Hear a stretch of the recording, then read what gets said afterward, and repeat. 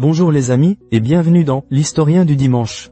Prenez un bon café, installez-vous confortablement, car aujourd'hui, on va se pencher sur une figure à la fois fascinante et tragique, un homme dont l'esprit a bâti un monde parfait sur le papier, avant que sa conscience ne le mène à la confrontation la plus brutale avec le pouvoir.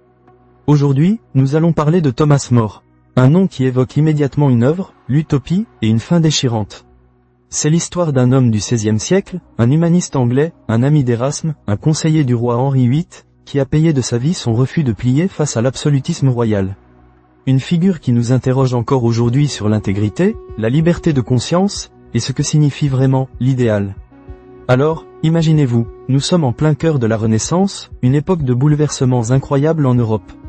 Les idées voyagent, l'imprimerie diffuse les savoirs, et l'Angleterre, sous la houlette des Tudors, commence à s'affirmer sur la scène mondiale.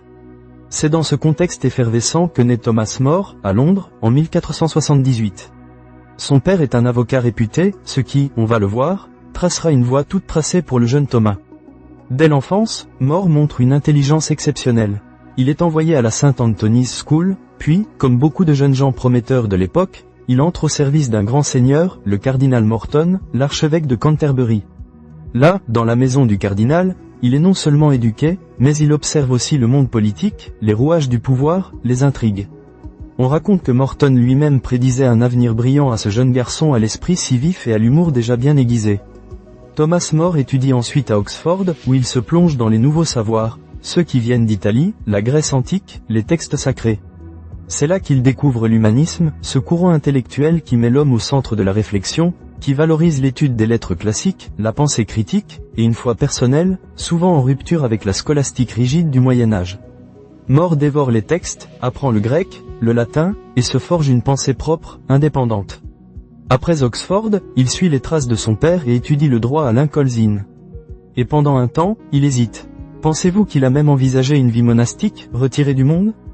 Il passe 4 années près de la Chartreuse de Londres, partageant la vie spirituelle des moines, priant, méditant. C'est une période fondamentale pour sa formation intérieure. Mais finalement, il choisit une autre voie, celle d'une vie laïque, au service de la cité, persuadé qu'il peut mieux servir Dieu en restant dans le monde. En 1505, il épouse Jane Colt, une femme avec qui il a 4 enfants, 3 filles et un fils. On dit de lui qu'il était un père aimant, soucieux de l'éducation de ses filles autant que de celle de son fils, ce qui, pour l'époque, était pour le moins progressiste. Il les fait étudier les langues, la philosophie, la musique. Sa maison est un véritable foyer humaniste, un lieu d'échange et de culture. Quand Jane décède prématurément, il se remarie rapidement avec Alice Middleton, pour s'assurer que ses jeunes enfants aient une mère. Un mariage de raison, mais qu'il semble avoir géré avec la même bienveillance. La carrière de Thomas More est fulgurante. Avocat respecté, il devient membre du Parlement, puis sous-shérif de Londres, une sorte de juge municipal très influent. Son intégrité, sa réputation d'homme juste et incorruptible, son éloquence, sa culture, tout cela attire l'attention de la cour. Et c'est là qu'il rencontre le jeune roi Henri VIII, qui, au début de son règne, est lui aussi un prince lettré, cultivé, un protecteur des arts et des sciences. Henri VIII est charmé par More, par son esprit, son humour, sa sagesse. Il veut l'avoir près de lui. More hésite, il se méfie du pouvoir, de ses dangers, de la versatilité des princes. Mais le roi insiste, le couvre d'honneur. More finit par accepter d'entrer à son service, gravissant les échelons. Membre du conseil privé, ambassadeur, président de la Chambre des communes, et finalement, en 1529, Lord chancelier d'Angleterre. Imaginez le chemin parcouru, de l'avocat londonien au plus haut poste du royaume après le roi, en quelques années. Mais au-delà de sa carrière politique, c'est aussi durant ces années que Thomas More écrit l'œuvre pour laquelle il restera le plus célèbre, Utopia. Un petit livre paru en latin en 1516, à Louvain, en Flandre. Le titre est un jeu de mots. Utopia peut venir de utopo, qui signifie « aucun lieu, le pays qui n'existe nulle part », ou de utopo, le bon lieu, l'endroit parfait. Il y a déjà là toute l'ambiguïté de l'œuvre. L'utopie est un roman philosophique. More y imagine une île lointaine, récemment découverte, où la société est organisée d'une manière radicalement différente de l'Europe de son temps. Plus de propriété privée, plus d'argent, plus de pauvreté. Tout est partagé, les citoyens travaillent 6 heures par jour, se consacrent au reste du temps à l'étude et aux loisirs. Les lois sont simples et peu nombreuses, la justice est équitable. La guerre est détestée, les religions sont tolérées et chacun est libre de croire ou de ne pas croire, tant que cela ne trouble pas l'ordre public. C'est une critique cinglante de l'Angleterre du XVIe siècle. More dénonce la misère, l'injustice sociale, l'avidité des riches, la corruption, les guerres inutiles, la peine de mort pour de simples vols.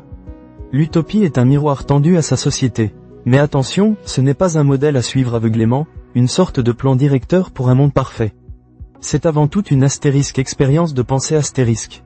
More y explore des idées, pousse la logique sociale à ses extrêmes, nous invitant nous-mêmes à réfléchir à ce qui fait une société juste et humaine.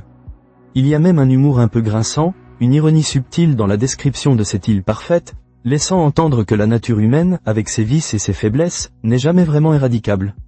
More est donc au sommet de sa gloire. Chancelier du roi, auteur reconnu dans toute l'Europe, il est l'incarnation même de l'humaniste chrétien. Mais le vent va tourner, et de manière dramatique. C'est là que l'histoire personnelle de Thomas More va se heurter de plein fouet à la « grande affaire du roi ». Henri VIII est marié à Catherine d'Aragon, la tante de l'empereur Charles Quint. Ils n'ont qu'une fille survivante, la princesse Marie. Le roi désire ardemment un héritier mâle pour assurer la succession de la dynastie Tudor. Obsédé par cette question, et épris d'Anne Boleyn, une dame de la cour, il cherche à faire annuler son mariage avec Catherine. Il prétend que le mariage est invalide aux yeux de Dieu, car Catherine avait auparavant été mariée à son frère aîné, Arthur. Pour le roi, c'est une question de théologie, de conscience, mais surtout, une question politique et dynastique majeure. Le pape Clément VII refuse d'annuler le mariage, pris entre les pressions du roi d'Angleterre et celles de l'empereur Charles Quint, qui défend sa tante. Henri VIII, dans son impatience, décide alors de rompre avec Rome. C'est le début de la réforme anglaise, non pas par conviction doctrinale au départ, mais par raison d'État. Le roi se proclame chef suprême de l'Église d'Angleterre, substituant son autorité à celle du pape. Thomas More est profondément catholique. Pour lui, l'unité de l'Église, la primauté du pape, n'est pas une question annexe, mais le fondement même de la foi chrétienne. Il soutient le roi dans la plupart de ses politiques, il l'a servi avec une loyauté indéfectible. Mais sur cette question du divorce et de la suprématie ecclésiastique, sa conscience lui interdit d'adhérer. Il tente de s'éloigner discrètement. En 1532, il démissionne de son poste de Lord Chancelier, prétextant des problèmes de santé. Mais c'est un acte de protestation silencieuse. Il espère pouvoir rester en dehors de la controverse, vivre tranquillement avec sa famille et ses livres. Mais Henri VIII n'est pas homme à supporter la dissidence, même silencieuse. Il veut la soumission totale, l'adhésion publique de ses sujets les plus éminents.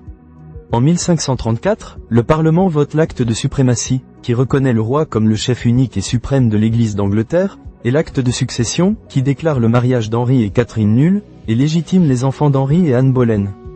Un serment d'allégeance est exigé de tous les sujets importants du royaume.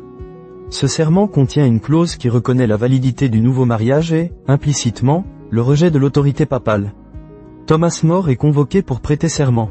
Il accepte la partie du serment qui concerne la succession des enfants d'Anne Boleyn, car, dit-il, c'est une affaire civile qui relève de l'autorité du Parlement. Mais il refuse de prêter le serment dans son intégralité, car cela impliquerait de reconnaître la suprématie ecclésiastique du roi et de renier la primauté du pape.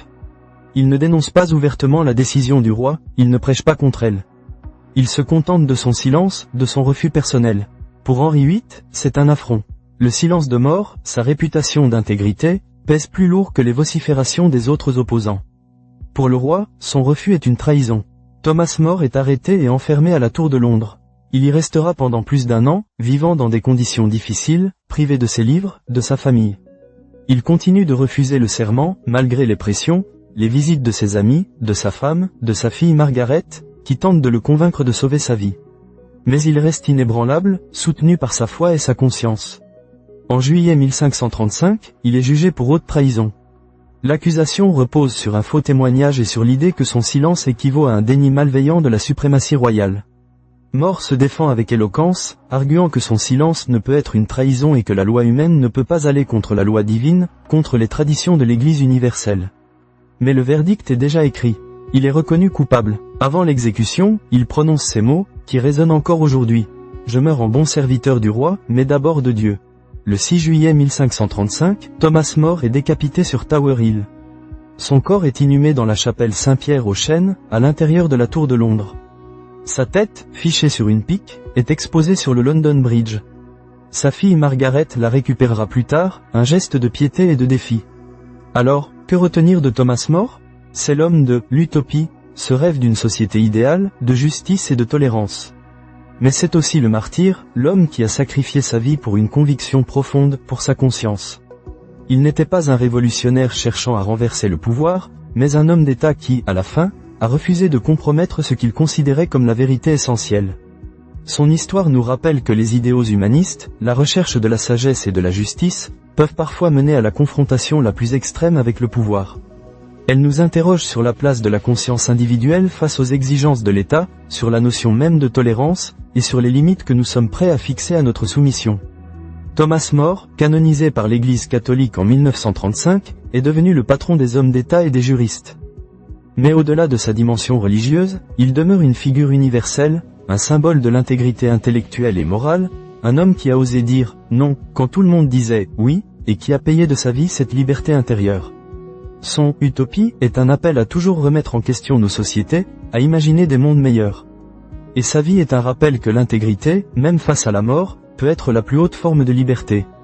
Voilà les amis, l'histoire de Thomas More, l'humaniste, l'auteur d'Utopie, et l'homme qui a préféré sa conscience à sa vie. Une histoire qui continue de nous inspirer et de nous faire réfléchir, en ce dimanche. Merci de nous avoir écoutés, et on se retrouve la semaine prochaine pour une nouvelle plongée dans l'histoire, ici, dans l'Historien du dimanche. Portez-vous bien.